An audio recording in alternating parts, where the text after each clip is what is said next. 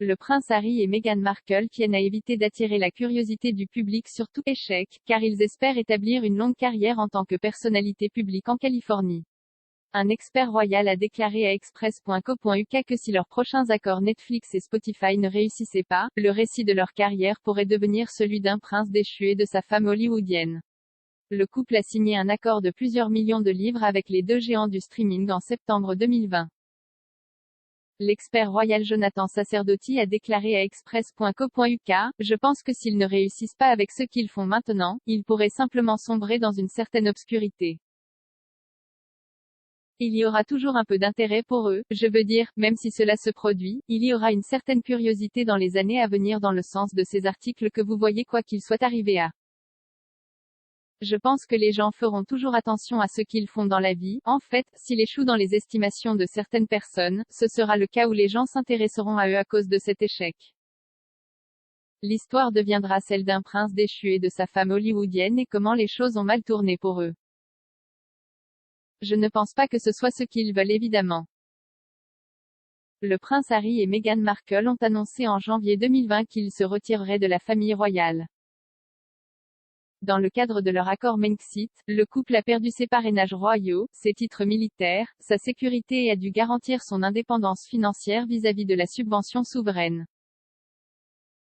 Peu de temps après avoir terminé leurs derniers engagements royaux en mars de l'année dernière, ils ont déménagé dans la région de Montecito en Californie, où ils se sont installés avec leurs deux jeunes enfants. Au cours de leur entretien révélateur avec Oprah Winfrey, le prince Harry a déclaré qu'il avait signé des accords avec Netflix et Spotify comme moyens financiers pour subvenir aux besoins de leur famille, après avoir été coupé de la famille royale. Les accords sont estimés à plus de 100 millions de livres sterling et verront le couple produire une gamme de contenus informatifs et édifiants pour les réseaux de streaming. Avec Spotify, le couple n'a pas encore produit de série de podcasts et n'a publié qu'un seul épisode spécial vacances qui a été rendu disponible à Noël dernier. Ces derniers mois, ils ont annoncé leurs deux premiers projets avec Netflix, qui devraient être diffusés en 2022.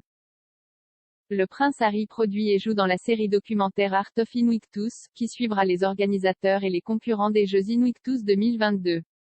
Après un retard de 2 ans, les Jeux doivent avoir lieu aux Pays-Bas l'année prochaine. Pendant ce temps, Meghan a annoncé qu'elle produirait une série animée pour enfants intitulée Pearl. La série suivra une fille de 12 ans dans un certain nombre d'aventures héroïques alors qu'elle interagit avec des femmes influentes à travers l'histoire. En plus de leurs accords Netflix et Spotify, le couple a également créé sa propre fondation à but non lucratif, Archewell. Au cours de la dernière année, ils ont consacré leur travail humanitaire à se concentrer sur des questions fondamentales telles que la santé mentale, l'égalité des sexes et le changement climatique.